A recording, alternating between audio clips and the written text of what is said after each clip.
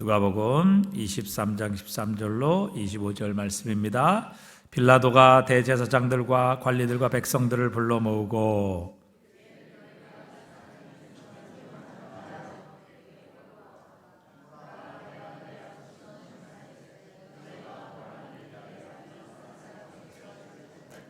헤롯이 또한 그렇게 하여 그를 우리에게 도로 보내었도다. 보라, 그가 행한 일에는 죽일 일이 없느니라.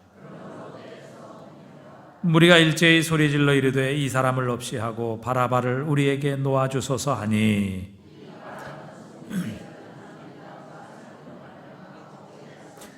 빌라도는 예수를 놓고자 하여 다시 그들에게 말하되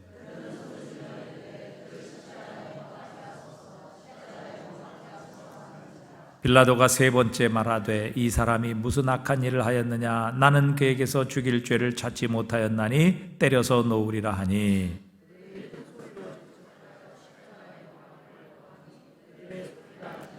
함께 읽습니다. 이에 빌라도가 그들이 구하는 대로 하기를 언도하고 그들이 요구하는 자 곧 밀란과 살인으로 말미암아 옥에 갇힌 자를 놓아주고 예수를 넘겨주어 그들의 뜻대로 하게 하니라. 아멘.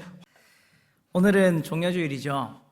종려주일입니다. 종려주일은 예수님께서 예루살렘에 오셨을 때 이스라엘 백성들이 종려나무 가지를 손에 들고 흔들면서 호산나 다윗의 자손이여 이제 우리를 구원하소서 그렇게 외치면서 자기의 겉옷은 또 바닥에 깔아서 예수님을 환영했던 그 모습을, 그 날을 우리가 기억하며 보내는 날입니다. 이제 이 오늘로부터 시작하여서 내일부터는 고난주간이 시작되죠. 예수님께서 우리를 위해 십자가의 길을 걸어가신 그 길을 우리가 한번 또 한 주간 동안 우린 깊이 묵상하게 될 겁니다. 지난주에도 이제 청년들과 함께 말씀을 나누는 것 중에 하나가 뭐였냐면은 예수님께서 그 십자가가 기다리고 있는 예루살렘을 향하여서 예수님 다 알고 계셨지 않습니까? 그곳에 올라가면은 환난이, 고난이 있다는 것을 이미 제자들에게 다 알려주셨습니다. 인자가 예루살렘으로 올라가면 많은 사람들이 나를 왕으로 삼을 거다라고 말씀하지 않으시고 제사장들과 바리새인들에게 잡혀서 고난을 당하고 수치를 당하고 십자가에 못 박혀 죽을 것이라는 것까지 정확하게 예수님께서는 말씀해 주셨습니다. 다 알고 계셨죠.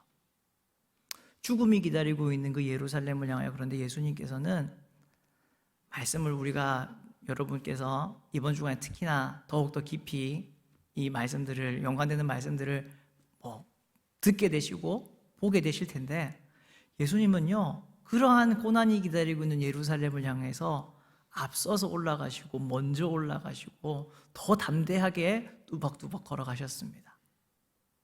왜냐하면 그곳에는 예수님께서 우리 땅에 오신 이유가 있었기 때문입니다. 고난도 있지만 그곳에 사명이 있었기 때문에, 그곳에 예수님께서 진짜 오신 이유가 있었기 때문에 그 길을 예수님은 담대하게 걸어가 주셨습니다. 예수님이 예루살렘으로 올라오시자 많은 백성들이 아까 전에 말한 바와 같이 호산나를 외치면서 예수님을 환영했습니다. 큰 장군이 개선할 때처럼 많은 사람들이 그렇게 예수님을 환호했어요.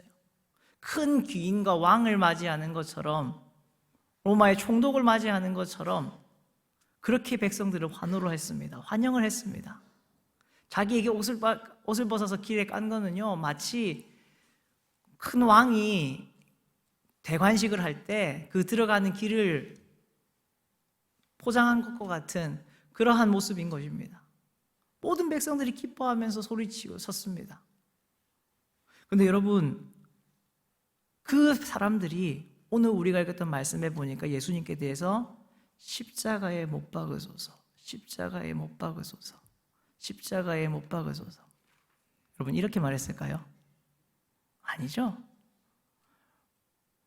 그 사람들이 호산나 호산나 외쳤던 그 사람들이 이제 그 말이 크루시파이 크루시파이, 십자가에 못 박아라, 십자가에 못 박아라, 그 말로 바뀌는데 여러분 며칠 지났을 것 같습니까? 며칠이 지났을까요? 한 달쯤 지났을까요? 한 2년 정도 지났을까요? 아닙니다. 불과 한 3, 4일 정도밖에 지나지 않았습니다. 성경에 나오는, 공관복음에 나오는 기록들을 쭉 정리를 해보면은 예수님은 아마도 일요일, 그러니까 유대인들에게는 일요일이 안식일이 아니죠. 토요일이 안식일이니까 일요일, 안식 후 첫날 되는 그날에 예루살렘에 도착하고 입성하신 걸로 생각이 됩니다. 안식일에 들어왔을 리는 없으시니까 일요일 예루살렘 도착해서 입성하신 종려주일이라고 하면, 그리고 그날에 예수님께서는 성전에 올라가셔서 성전에서 돈을 받고 환전하고 그 다음에 재물을 팔고 하는 사람들을 다 쫓아내시고 성전을 깨끗하게 하시는 일을 하셨습니다. 그리고 잠시 베다니로 다시 내려가셔서 거기서 아마 나사로의 집에서 머무셨던 것으로 아마 그렇게 생각이 됩니다. 그리고 그 다음 날 월요일에 다시 또 예수님은 예루살렘으로 올라오십니다. 그래서 그 유명한 사건이 이제 길 가다가 이제 말라버린 그 무화과 나무를 보고 예수님 이게 어떻게 된 겁니까? 막 제자들이 묻고 하는 그 일이 이렇게 월요일에 일어났던 일입니다. 화요일에는 예수님께서 성전에서 가르치셨는데 특별히 바리새인들, 헤롯 당원들, 사두개인들 이 사람들과 논쟁을 하셨습니다. 수요일에는 특별한 기록이 예수님의 어떤 행적이나 이런 기록들이 나오진 않지만 아마 이날에 가룟 유다가 대제사장들과 사두개인들에게 바리새인들에게 가가지고 예수님을 돈을 받고 넘겨주기로 결행한 날이라고 생각이 됩니다. 목요일에는 예수님께서 예루살렘에서 다락방에서 유월절 만찬을 하셨고 제자들에게 거기서 서로 사랑하라라는 그 말씀을 주시면서 함께 하셨다가 그 밤에 겟세마네 동산에서 기도하시고 체포를 당하십니다. 금요일 아침에 밤새도록 예수님은 가야바에게 안나스에게 왔다 갔다 하시면서 신문을 받으시고 아침에 일찍이 이제 총독 관저가 열게 될 그때에 예수님은 빌라도 앞에 서게 됩니다. 빌라도가 신문을 해보니까 예수님의 특별한 제목이 발견되지가 않습니다. 그래서 헤롯에게 다시 보냅니다. 갈릴리는 헤롯의 관할 구역이기 때문에 헤롯에게 보내요. 헤롯에게도 능력을 받으시고 다시 또 빌라도에게 옵니다. 그리고 그렇게 왔을 때에 기록이 오늘 13절입니다. 빌라도가 대제사장들과 관리들과 백성들을 모으고 이르되 너희가 이 사람을 백성을 미혹하는 자라 하여 내게 끌고 왔도다. 보라, 내가 너희 앞에서 신문하였으되 너희가 고발하는 일에 대하여 이 사람에게서 죄를 찾지 못하였고 헤롯이 또한 그렇게 하여 우리에게 도로 보내었도다. 보라, 그가 행한 일에는 죽일 일이 없느니라. 여러분, 일요일에서 목요일, 금요일에 재판을 받고 있으시니까 목요일 그 정도까지의 기간 동안에 여러분 예수님이 아까 전에 말씀드렸던 행적 중에 어떤 과격한 폭력적인 사건을 일으키시거나 아니면은 사회를 주가 체제를 전복시킬 만한 그러한 일들을 이루셨거나 테러를 공모하셨다든가 아니면 살인을 저지르셨다든가 그런 일들이 있었습니까? 그 3, 4일 동안의 기간 동안에요 예수님이 한 거는 뭐밖에 없습니까? 성전에 올라가셔서 가르치신 것밖에 없어요. 그것도 특별한 일이었느냐? 아닙니다. 예수님께서 늘상 명절이 되셔서 예루살렘에 올라오시면 꼭 하셨던 일이 성전에 올라가셔서 가르치신 일을 하셨어요. 늘 하셨던 똑같은 일이었어요. 그런데 여러분, 불과 3, 4일 전, 길게 잡아서 한 5일 전에 예수님께 대해서 호산나 호산나 외쳤던 그 사람들이 왜 십자가에 못 박아라, 십자가에 못 박아라 그렇게 변해버렸을까요? 특별한 일이 없었는데 왜 그렇게 변해버렸냐라는 겁니다. 예수님께서 얼마 전에 일어난 끔찍한 일이었던 그 강남역 살인사건과 같이 어떤 사람들을 막 잡아서 죽이고 그렇게 했다면은 우리는 당연히 이러한 사람은 사형에 처해야 된다 그렇게 외칠 수 있지 않겠습니까? 우리가 그 사건을 지금 이 현실에 일어난 그 사건을 보면서 이렇게 극악무도한 사람이 있을 수가 있냐? 어떻게 사람을 그렇게 잔인하게 죽일 수가 있느냐? 어찌 그 물질이란 돈 얼마라는 그것 때문에 사람을 이렇게 죽일 수 있느냐? 우리가 분노에 쌓이고, 진짜 이런 사람이야말로 진짜 사형이 집행이 돼야 된다. 왜 한국은 사형이 집행이 되지 않고 있냐?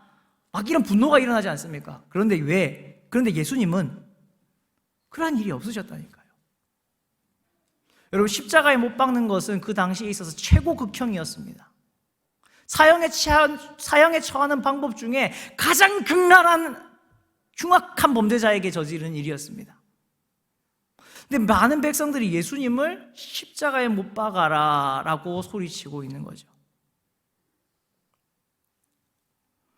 오히려 여러분, 빌라도는요, 예수님을 풀어주려고요, 무던하게 오히려 예를 쓰는 것처럼 오늘 말씀에서는 읽혀집니다.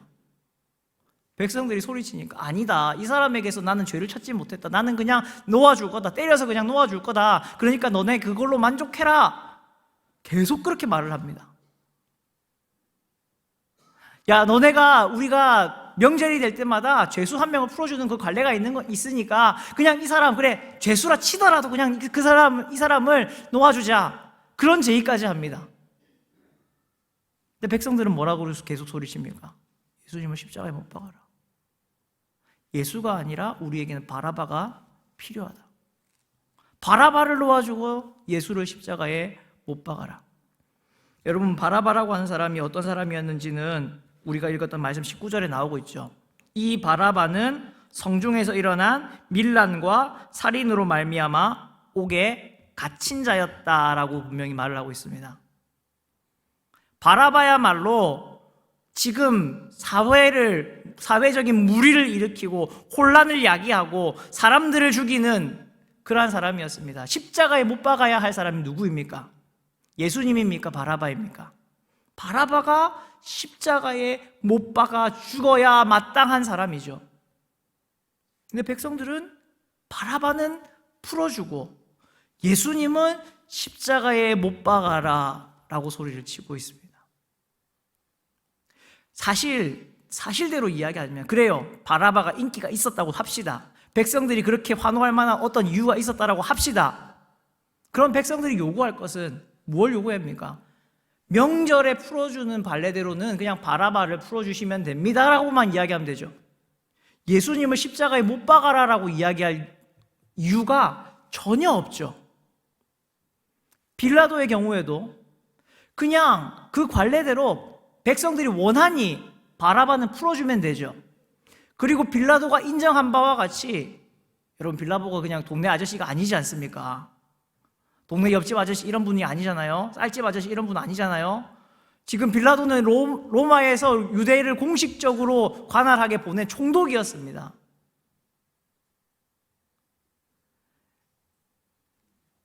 사법권, 재판권 이런 모든 것을 다 가지고 있는 사람이 빌라도였어요. 그런데 빌라도가 그렇게 말하면 이 사람은 죄가 없다라고 몇 번이나 걸쳐서 말하잖아요. 그럼 그 말대로 예수님은 죄가 없으니 그냥 풀어주면 되는 거죠. 예수님은 풀어주면 되는 거고, 바라바는 백성들이 원하니까 그냥 명절의 관례대로 풀어주면 되는 거고. 이 이야기 속에서, 우리가 읽었던 이 말씀 속에서, 이 사건 속에서 예수님을 십자가에 못 박아야 될 이유가 도무지 발견되지 않습니다. 그러지 않습니까? 여러분, 잘 생각해 보세요. 예수님이 십자가에 못 박아야 할, 백성들이 이렇게 소리쳐야 할 도대체 그 이유가 뭡니까? 이유가 뭘까요? 저도 잘 아는 본문이고 여러 번 고난주간이 다가오고 종려주일이 되고 부활주일이 다가올 때마다 꼭 한두 번은 꼭 읽게 되는, 듣게 되는 말씀 중에 하나지만, 오늘 다시 한 번 더 이 말씀을 준비하면서 아무리 생각해봐도 왜 이 백성들이 예수님을 십자가에 못 박아라고 소리쳤는지를 이해할 수가 없어요.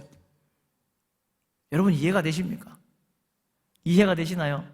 좀 설명 좀 해줘보세요. 왜 백성들이 이렇게 예수님을 십자가에 못 박아라고 하는 것이 당연한 일일까? 도무지 이해가 안 가요. 도무지. 그런데 여러분, 여기 우리가 읽었던 성경 말씀을 딱 손으로 이렇게 눌러 놓으시고 앞으로 몇 장만 딱 가시면은 누가복음 19장 14절 말씀이 나옵니다. 멀지 않으니까 요것만 찾아보시면 좋겠어요. 예수님께서 10문화의 비유를 누가복음에서는 드시는데 달란트 비유랑 너무나 닮아 있는 비유의 말씀이지 않습니까? 그런데 요 열 문화의 비유에서 달란트 비유와는 다르게 딱 이 부분이 첨가가 되어 있습니다. 더 들어가 있는 부분이 있어요. 그게 19장 14절 말씀입니다. 보실까요? 그런데 그 백성이 그를 미워하여 사자를 뒤로 보내어 이르되 우리는 이 사람이 우리의 왕됨을 원하지 아니하나이다 하였더라. 달란트 비유랑 플롯이나 문학적으로 이야기할 때 플롯이라고 하는데 구조나 이런 것이 너무나 닮아 있어요. 뭐 달란트는 뭐 5달란트, 2달란트, 1달란트 주지만 열 문화는 좀 다르게 뭐 다 똑같이 한 문화씩 주는 거 뭐 그 정도 차이. 그렇지만 비슷비슷합니다. 그거 가지고 가서 장사하라고 하고 남기는 이야기가 똑같이 나와요. 그리고 그거에 대해서 칭찬하는 이야기가 나오고 그거 땅에 숨겨놨던 그 사람은 결국에는 야단을 맞는 그 이야기가 똑같이 나옵니다. 그런데 그 이야기 두 이야기 중에 딱 다른 부분이 요게 들어가 있어요. 열 문화의 비유에는 이 백성들이 사람들을 보내가지고 이 주인, 달란트 비유에서 나오는 주인, 여기 나와서는 귀인, 그 사람에게 그 사람이 왕위를 받으러 가는데 우리는 이 사람이 왕이 되는 것을 원하지 않습니다 라고 하는 그 이야기가 나옵니다. 백성들이 왜 예수님을 십자가에 못 박으라고 소리쳤는가? 백성들은 온유한 왕, 만왕의 왕으로 오신 겸손한 왕을 원하는 것이 아니라 우리는 바라바와 같은 폭력적인 혁명가가 필요합니다라고 소리치고 있는 겁니다. 나에게는 겸손한 왕, 온유의 왕, 평강의 왕이 필요한 것이 아니라 폭력적인 혁명가가 필요합니다. 그렇게 백성들은 소리치고 있는 것입니다. 주님의 왕되심을 거절하는 것이 그들의 마음속에 있는 예수님을 십자가에 못 박아라고 하는 이유입니다. 왜냐하면 같은 하늘에 태양이 두 개가 있을 수 없듯이 나에게 왕은 이러한 폭력적인 혁명가가 왕이지 겸손의 왕, 온유의 왕, 그런 분은 나에게 왕으로 둘 수 없다는 것이 백성들의 마음이었기 때문입니다.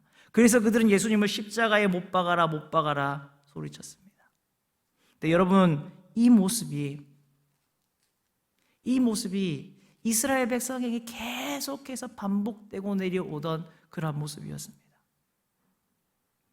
이스라엘 백성들이 처음 왕을 달라고 사무엘에게 요구할 때 하나님께서 사무엘에게 하셨던 말씀이 이렇게 나옵니다. 여호와께서 사무엘에게 이르시되 백성이 내게 한 말을 다 들으라. 이는 그들이 너를 버림이 아니요 나를 버려 자기들의 왕이 되지 못하게 함이니라. 이스라엘 백성들이 우리 앞에 나가서 우리를 위해서 우리와 함께 싸울 왕이 필요합니다라고 말하는 이유는 정말 그들에게 그런 용사와 같은 왕이 필요해서가 아니라 무엇 때문이라고요? 하나님이 왕이 되지 못하게 하기 위해서.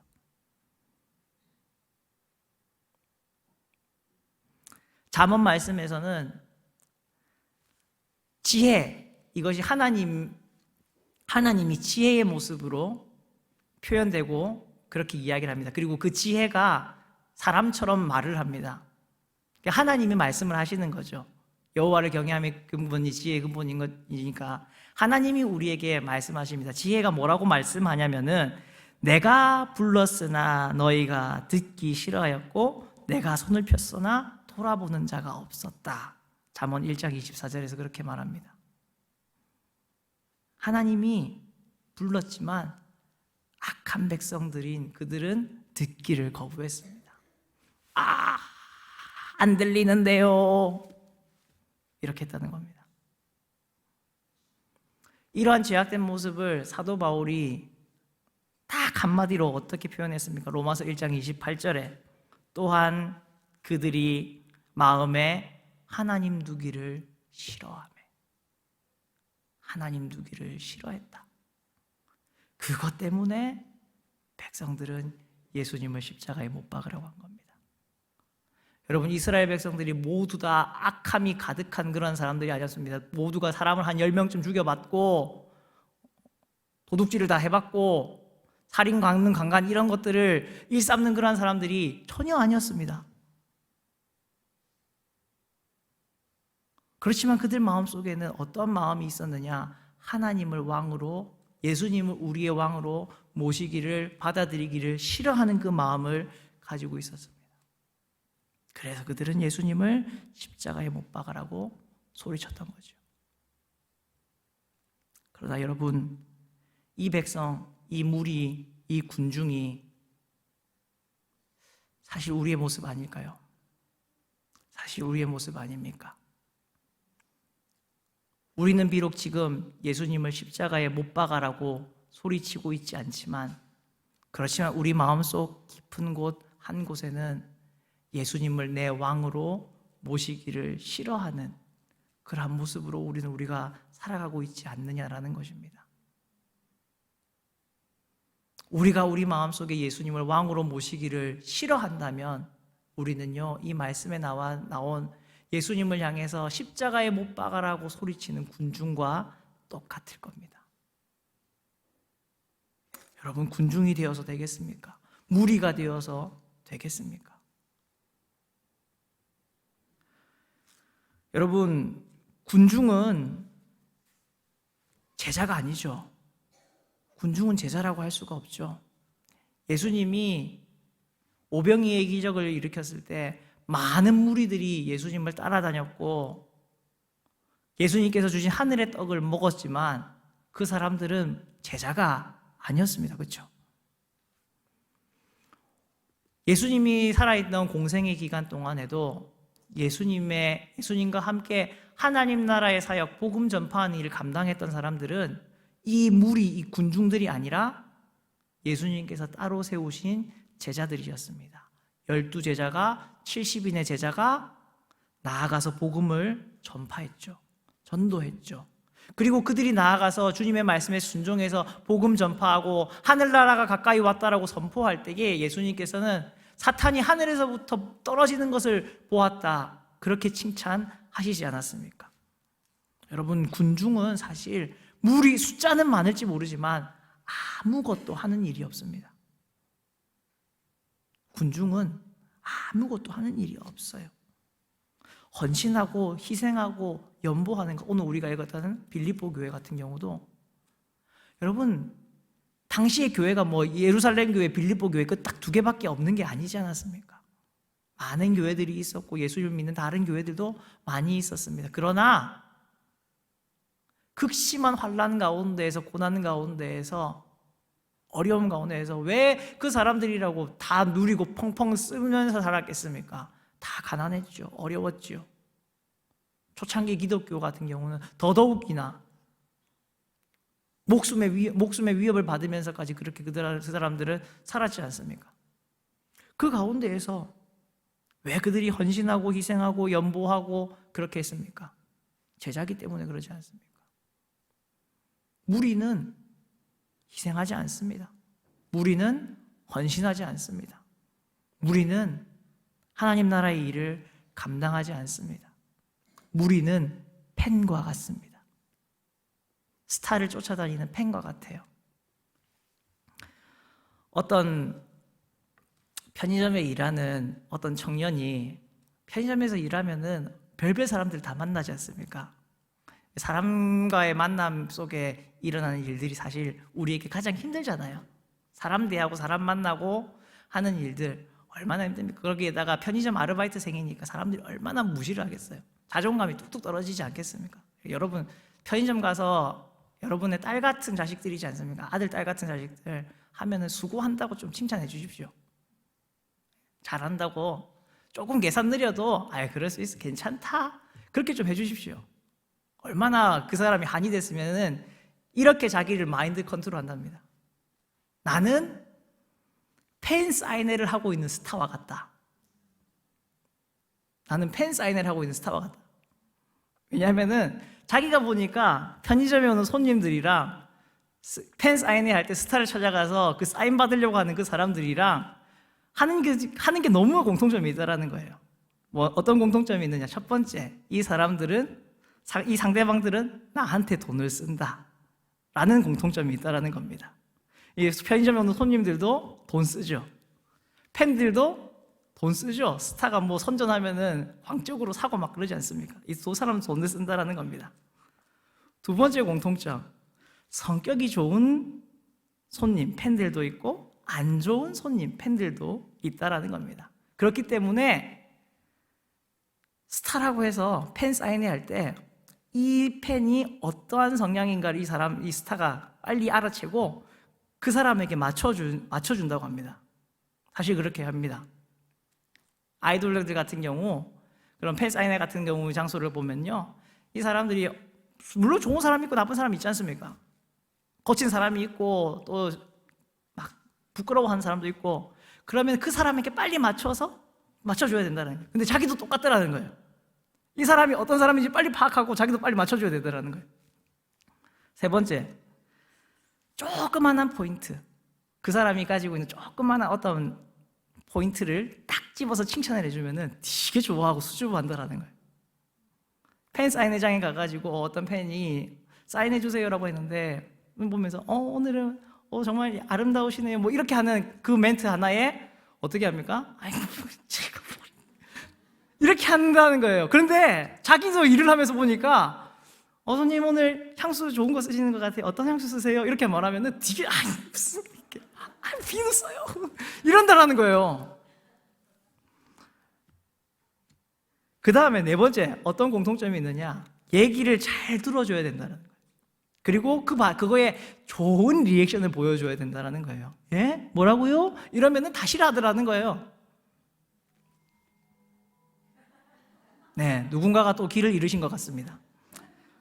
저는 아직 길을 잃은 거 아닙니다. 준비해 온 거예요. 다섯 번째, 어떤 또 특징이 있느냐?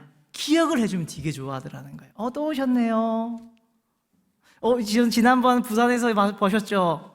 이렇게 기억을 해주면은 팬들이 되게 좋아하듯이, 편의점 아르바이트 하는 친구도 사람들 대하다 보니까 오늘 또 오셨네요 이렇게 하면은 되게 좋아한다라는 거예요. 여섯 번째, 또 어떤 공통점이 있는가? 오는 사람들 중에 분명히 진상이 있다. 이것도 공통점이더라는 겁니다. 일곱 번째, 작은 매너가 중요하더라는 거예요. 스타들이 늘 다 좋은 매너, 늘 항상 좋은 매너 가지고 있는 거 아니지만 팬들을 만나는 그 자리에서 조그만한 매너를 보이면은 팬들이 좋아 죽습니다. 막 녹아요. 그런 것처럼 자기도 일할 때 손님 저기 등에 머리카락 이렇게 하는 조그만한 그런 거, 매너 이런 거를 되게 좋아하더라는 거예요. 여덟 번째, 컨디션이 좋든지 안 좋든지 최대한 친절하게 대해야 하는 것이 팬 사인회를 하고 있는 스타들이나 자기나 똑같더라는 겁니다. 그런데 여러분 가만 생각해, 제가 재밌어서 읽다가 생각해 보니까 나도 그런 것 같은데 이런 생각이 들더라고요. 팬이 되면 이런 거에 좋아하고 기뻐합니다. 이런 자그마한 소소한 거에 기뻐하고 좋아하죠. 근데 우리가 예수님의 팬 되어서 예수님을 그렇게 쫓아가고 있지는 않은지 다시 한 번 더 생각을 해보게 되었습니다. 사소한 것, 소소한 것에 열광하고 좋아하다가 내 팬이라는 게 또 어떤 습성이 있습니까? 그 사람보다 더 젊고 더 영하고 더 잘생기고 더 쿨한 그런 사람 나오면은 당장에 어떻게 해버리죠? 바꿔버리죠. 우린 예수님을 그렇게 대하고 있지는 않습니까? 우린 예수님의 팬 아닙니까? 우린 그런 군중 아닐까요? 카일 아이들먼이라고 하는 사람이 제자인가 팬인가 라고 하는 책을 썼습니다. 아마 여러분들 기독서전 같은 데 가서 보시면은 아마 있으실 겁니다. 제자인가 팬인가. 영어 제목은 Not a Fan이라고 나와 있습니다. 팬이 되지 말라라는 거죠. 그분이 자기의 신앙생활 그리고 오늘 살아가는 그리스도인들의 신앙생활을 돌아보니까 우리가 제자가 아니라 꼭 뭐처럼 신앙생활 한다고요? 팬처럼 신앙생활 하는 것 같다라는 거예요. 여러분, 팬과 제자는요 참 많이 닮아 있습니다. 비슷해 보여요. 쫓아가고 열광하고 좋아한다라는 것, 그런 부분에서 너무나 닮아 있습니다. 그런데 이분이 핵심적으로 딱 느낀 팬과 제자의 차이가 있더라는 거예요. 팬은 좋아하는 것을 좋아한다고 말하기도 합니다. 좋아해요, 사랑해요, 그렇게 말하잖아요. 여러분 소시적에 이렇게 피켓 하나 좀 들고 가가지고 오빠 하셨던 분들 있으십니까? 예, 있으시도 나오네요. 예. 얼마나 좋아요. 그런 경우는 그런 추억 필요하지 않습니까? 그렇게 하고, 하지만 그 오빠가 좋다고 그 오빠랑 살지 않죠. 그렇죠? 그 오빠라고 부르면서 좋아했지만 왜 이러십니까? 나훈아 콘서트 이런 거 티켓 주시면 다 좋아하실 거면서, 그런 분들도 계시면서, 요즘도 나훈아 콘서트 열자마자 곧바로 매진된다고 하는데 아직까지도 그러신다는데 부러워요. 그런 분들 보면 이 정도의 매력이 있으시다고? 아직까지도? 아니 이 정도의 팬들이 아직 있다고? 막 이런 생각이 드는데, 아무튼 팬은 좋아한다라고 말하지만 그것을 따라가진 사람은 아닙니다. 사생팬이 되고 막 열심히 그 사람의 집 앞까지도 쫓아가지만 그 사람과 살지는 않죠. 그 사람과 살면은 문제가 되죠. 큰 문제가 됩니다. 그래서 반면에 제자는 예수님 사랑합니다, 예수님밖에 없습니다 말하기도 하지만 말로 끝나는 것이 아니라 어떻게 하는 사람일까요? 실제 그대로 살아가는 사람. 그 말대로 예수님과 함께 살아가고 예수님 따라가고 예수님 쫓아가고 예수님밖에 없는 사람들이 제자들이라는 겁니다. 바꿔 말하면요, 우리의 말은 늘 제자일 수도 있고 팬일 수도 있고 구분이 되지 않습니다. 그러나 우리가 행동하는 그것으로 우리가 제자인지 팬인지 드러나게 되는 거죠. 여러분, 해운대 신일교회는 어떤 교회입니까? 어떤 공동체입니까?